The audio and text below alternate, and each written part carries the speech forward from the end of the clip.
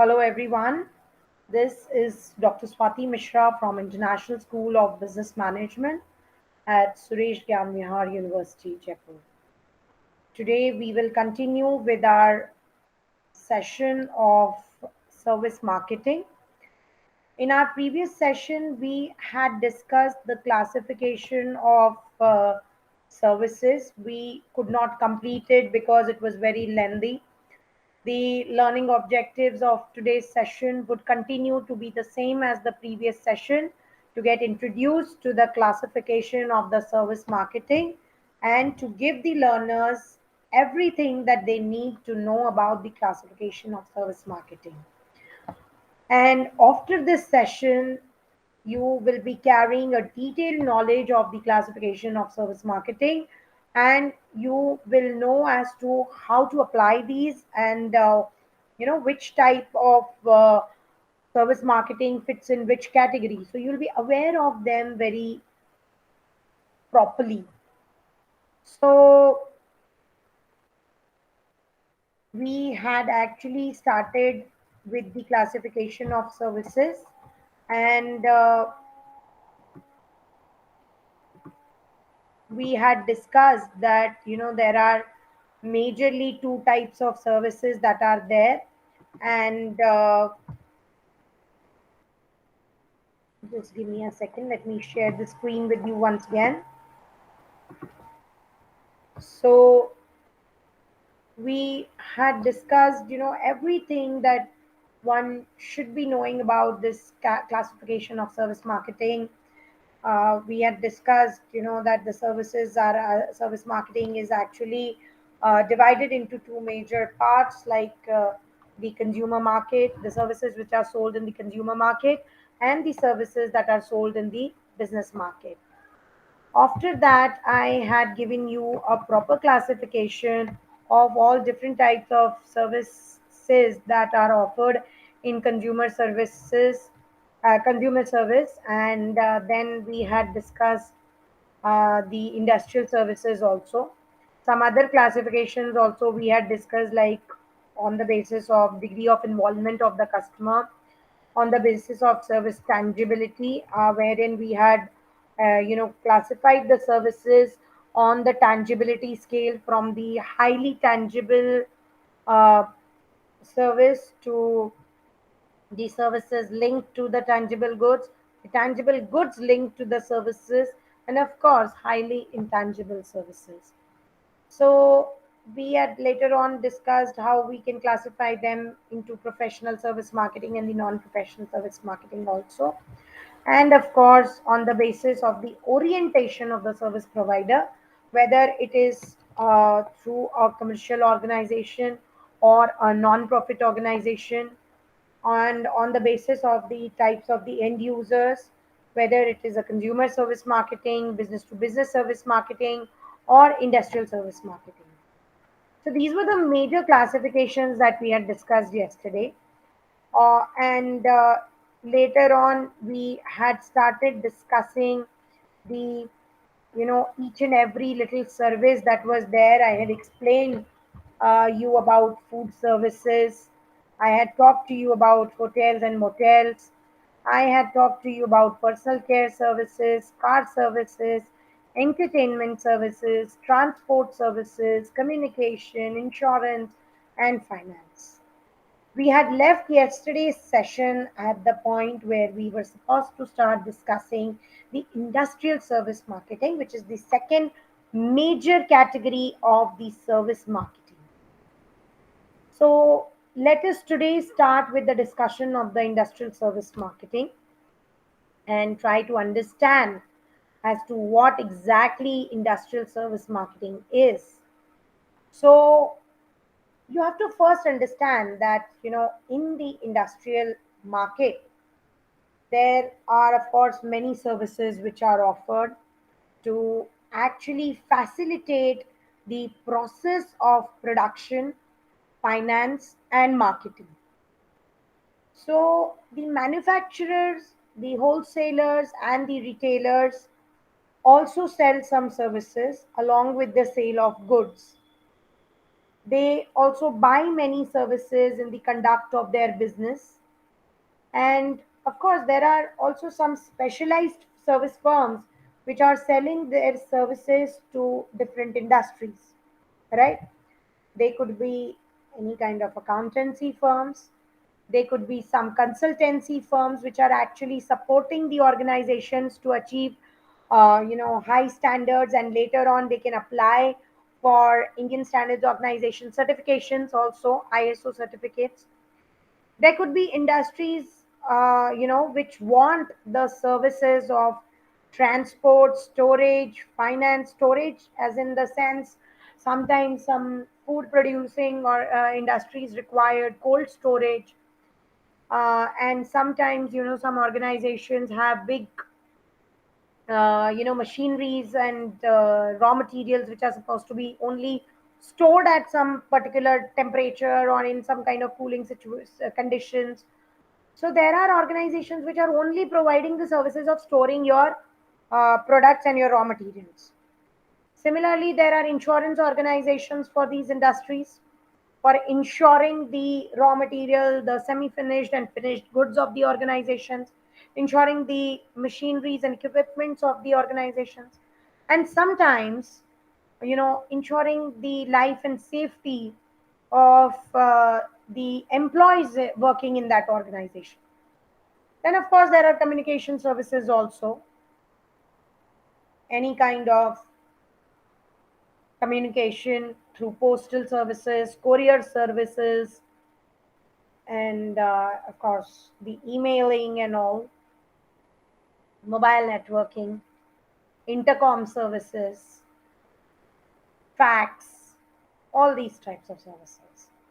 So they are actually doing the job of facilitating the business operations of these organizations. They are making the business operations very smooth for these organizations, right? So businesses also purchase these some kind of specialized services like merchant banking, advertising, sales promotion services, engineering services, sometimes office services like that of TCS and all. So there are a lot of such business operations, which hire some other organizations for providing their services. And those services are actually considered as industrial services.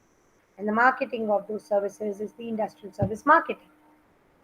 So when we talk about the financial services, let's talk about them one by one. Let's talk about the financial services. First of all, so banks, investment companies, accounting firms, financial institutions, all these organizations offer numerous financial services to the business concerns. Finance is actually the life and blood of the business. So long term finance is required for fixed capital, and short term finance is required for working capital.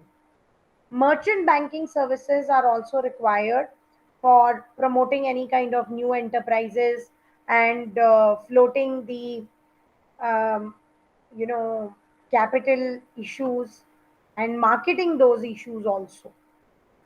Similarly, investment companies actually guide the business about the purchase and sale of shares, bonds, properties to ensure a perfect investment portfolio for that organization. There are some accounting firms also which help in the maintenance of accounts and planning for the profits, and of course the taxation and auditing of the accounts on daily basis. So there are multiple such types of financial firms. We know them very well. Some of them are amongst the big fours, like ENY, Ernst and Young. They are providing financial services. Then there is PwC, so Deutsche Bank, lots of organizations are there which are doing this. Then comes the insurance services. Any kind of risk of loss in the business is of course very inevitable, and business risks are numerous. So many of them cannot be eliminated or avoided but they can certainly be transferred or shifted. So, insurance companies actually enable the businesses to transfer many business risks very conveniently. They voluntarily assume the risk of loss due to fire, danger of the sea, dishonesty of the employees, sometimes due to accidents in the factories. And we have transportation insurance separately, unemployment insurance, health insurance schemes to provide social security to their employees. So these insurance facilities actually support in the well conduction and smooth running of the businesses. Then there are transport and warehousing services. All the marketeers need these services for physical distribution of the commodities. Flow of goods in the process of marketing is facilitated through these transport and warehousing services. And they are mostly, I can give you some good examples of the businesses which need them, like Amazon, Big Basket, Grofers, GeoMart. They are using these transport services and warehousing services also. Then there are big warehouses which are requiring other warehousing services, wherein they can actually store and dump their products, and they are none other than DMart and other such big retail giants like Reliance Fresh and the Big Bazaar. So they all require all this. So transport provides actually the equalization of supplies of physical products place wise, whereas the warehousing assures the equalization of supplies time wise.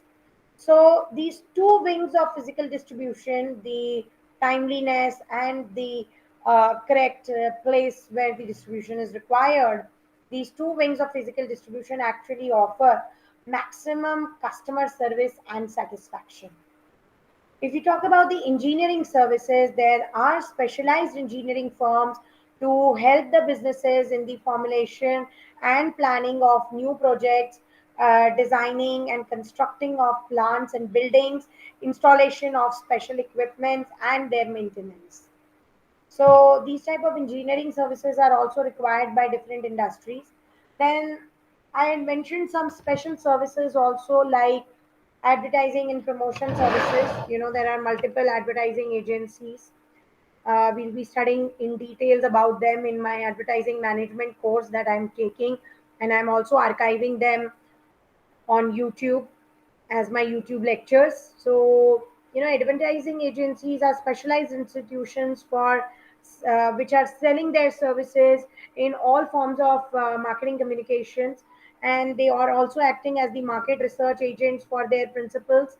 They help the marketers in the preparation of the promotion mix and the campaign for advertising and sales promotion. Then there are multiple office services which are also offered. Business firms can buy a variety of office services. These firms are actually selling cyclosiling, duplicating services. Some concerns are prepared to supply temporary office personnel such as typists, filing clerks, stenographers, secretaries, and some are specialized in providing cleaning services and security services. Some of them are providing CCTV cameras in these types of offices. So there are multiple such types of services also which are offered. Then there are management consultancy services also, like I had named TCS. So consultancy service firms offer numerous services to business concerns. Another example for this is some organizations or some consultants who are specialized in ISO consultations for the organizations which wish to apply for ISO certification and achieve ISO certification. So they offer expert advice to the top management on all managerial problems of production, finance, marketing, personnel, and office administration. A consultant basically specializes in a particular branch of business and sells his ideas, plans, and solutions on any kind of business problem. So, now let's talk about the classification of service marketing by industry, target market, target market effect, skill level of the service provider, labor intensity, and degree of customer contact. So these are some other types of categories on the basis of, I could say, the basis on which different categories of services can be categorized. So actually, various attempts have been made for the classification of service marketing, of which some act as guides with diversity of firms in the service sector. There are five scheme bases presented to classify the services in ways that provide good strategic insights, for allowing the firms to outperform their competition. So that is actually the idea behind this type of classification. So classification of service marketing can also be done on the basis of classification by industry, classification by target market effect, skill level of the service provider, both professional and non-professional, then the labor intensity, like people based, or maybe equipment based, how many people are required in that particular organization which is providing that service, and then of course the degree of customer contact. So these are the different bases on which the services are further classified.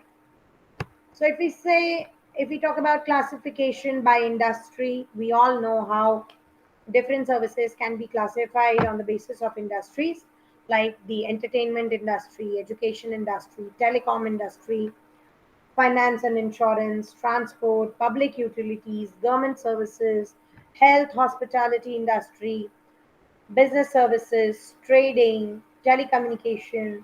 The list is endless.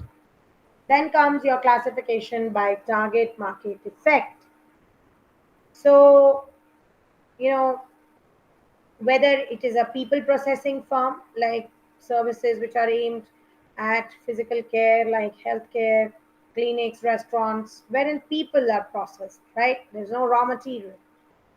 Then maybe mental stimulus processing, wherein the services are aimed at the minds of the consumers or the customers, like what we are doing in our education industry, entertainment industry, psychotherapy, Reiki, etc., etc.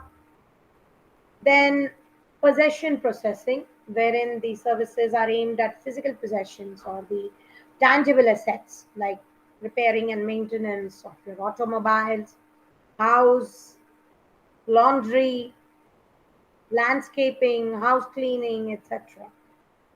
Then comes your information processing industries, wherein the services for intangible assets like banking, legal consultation, brokerage, financial services, etc., are given.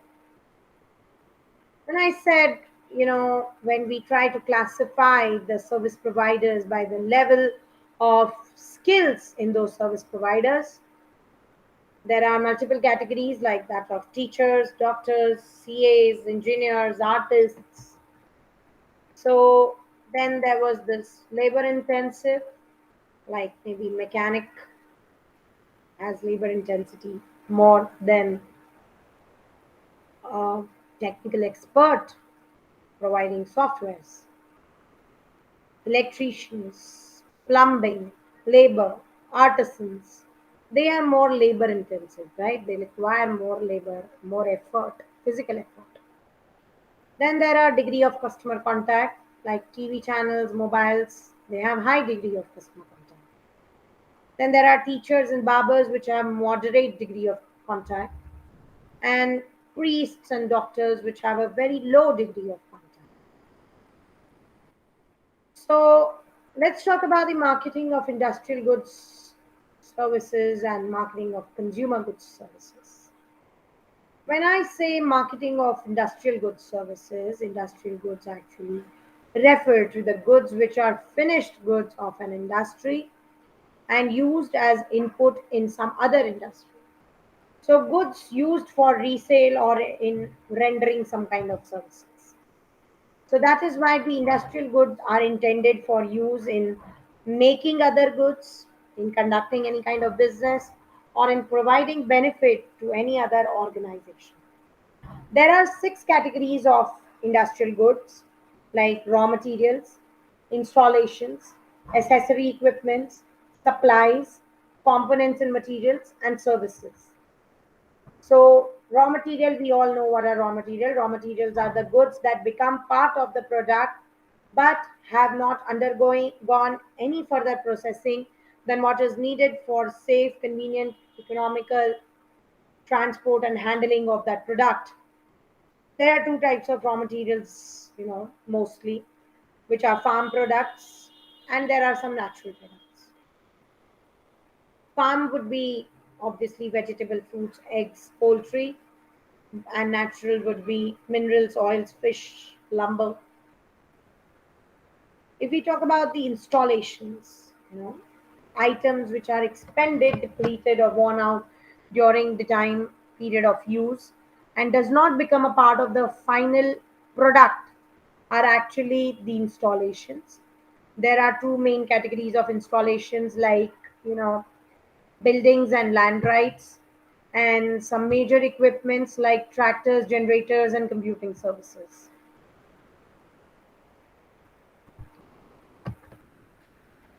Then there are accessory equipments. Accessory equipments like installations do not become a part of product but are very cheaper than the installation. They are short lived actually. For example, if you're just hiring a writer for your content writing, uh, maybe you're just hiring someone for cash register, stationaries, desks, some power tools are hired, then these are accessory equipments actually. Then the supplies, which are again short lived, low priced items which are used for operating purpose and do not have more significance like that of the installations. And they are actually called as the convenience goods in the industrial market. There could be other three categories of such subtypes of supplies, like maintenance supplies, repair supplies, and operating supplies. Then there are components and materials which are directly related with the product and they become a part of the product. Components and materials require more processing than raw material. There are services like the intangible, non physical offerings that are valuable in supporting the operations of a firm. For example, security services, legal consultations, that of the lawyers and the other legal advisors, engineering services, etc. So industrial goods are actually required, you know, and they are demanded with some main principal factors like that of cost, product quality, and safety. They also have associated with them the after sale services, reliability of sellers, term of sale, speedy delivery, healthy relationships, and all these things. So when we talk about marketing of consumer goods, consumer goods is of course defined in the simplest term as the consumer goods are goods which are consumed by the end consumers. So this includes the products and the services both. And this is the final product category, which is again classified into three categories based on product's life and rate of consumption. Secondly, based on traditional classification. And thirdly, based on the characteristics of goods theory. So, the first classification that I just spoke about classifies the goods into three categories, which are durable goods, tangible physical goods, which have extended period of use, like that of TV, fridge, and automobiles. Non-durable ones like soap, food, paper, shoes, and services which are intangible product or activities, benefits, satisfaction, behavior, which are for sale. So they are, that is how we are classifying them. So let's just get a brief idea of what is characteristics of goods theory.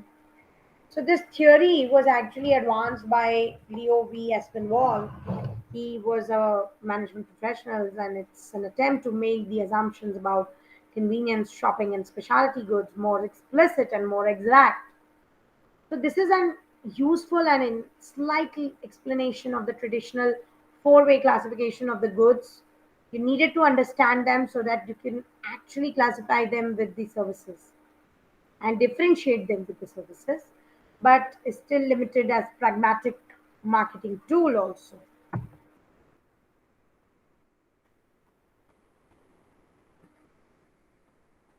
So with this, we have almost come to an end of our session, wherein we have understood in detail as to what is the classification of services and service marketing. So, as customary, I have a small quiz also for you people here, and let's go for the quiz and find out how much of knowledge you people have gained. Although I have my answers also written on the screen, but I wish that you should first test your knowledge before checking out the answers. So, which of the following, this is my first question, which of the following is not a tangible dominant? A. Detergents, B. Automobiles, C. Investment management, D. Soft drinks. And the answer is, of course, investment management. That is not a tangible dominant. Rather, they are absolutely intangible because they are services that are offered. Here is my next question. A dash is a form of product that consists of activities, benefits, or satisfactions offered for sale that are essentially intangible and do not result in the ownership of anything. A. Service, B. Demand, C. Need, and D. Physical object. Of course, A. Service is the answer. A service is a form of product that consists of activities and benefits, or maybe satisfactions offered for sale. That was, in fact, the last point that I said before completing the session and taking up the quiz. The next question is distinct characteristics of services is A. Intangibility, B. Inseparability, C. Variability, or D. Perishability. It's A. Intangibility, of course.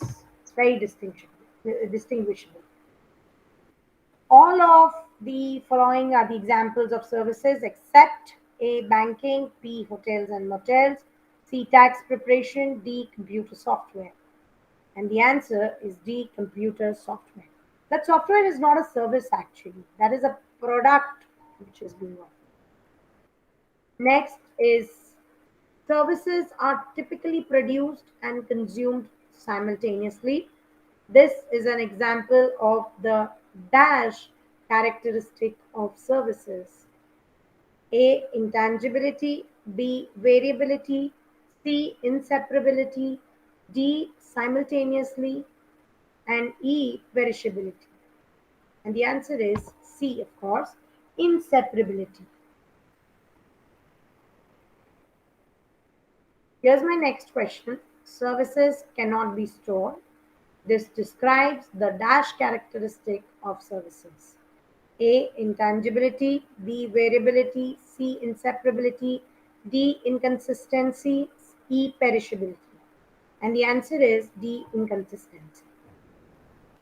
Here's my next question. Examples of pure tangible goods include all of the following except A. Soap, B. Tax preparation, C. Toothpaste, D. Salt.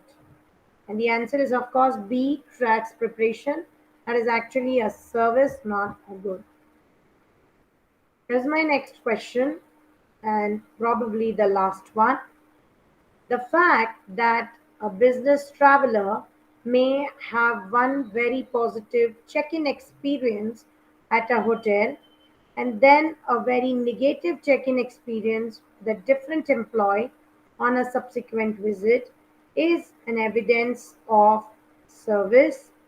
A. Intangibility, B. Inseparability, C. Variability, D. Perishability. Which of the features would you apply? Yes, the answer is the characteristic of C. Variability. See, the services actually keep varying, and every time a service is being offered, it may vary from the previous service that was offered, except for some standardized services like banking and all, because that is going to be the same for every customer. Otherwise, even the food that is being offered in the hotel, every dish that is prepared might taste a bit different from the previous one that you had tasted, even if it is the same dish that you have ordered the second time. Similarly, you go to a hotel, your experiences might be different from the ones that you had last time when you had visited that hotel. So, this is one characteristic which shows the variability of the services. So, with this, we have come to an end of today's session. I really hope that these sessions of service marketing, especially the introductory sessions we have been thoroughly informative for you. We have almost reached the end of the first unit of service marketing. Post this, we will be diving into deeper details of service marketing, wherein you will learn a lot of different, theories and concepts of service marketing. You will also come across some good strategies of service marketing. You will learn some fantastic strategies, and you will be, becoming so acquainted with these strategies, so well acquainted with these strategies that you should be able to implement these strategies very easily when in future you need to apply them uh, for your job or your business purposes. So that is all from my side for today. And I really hope that the session was absolutely informative for you. And this is Dr. Swati Mishra from International School of Business Management at Suresh Gyan Vihar University signing off. Thank you so much for attending this session. Have a nice day. Bye bye.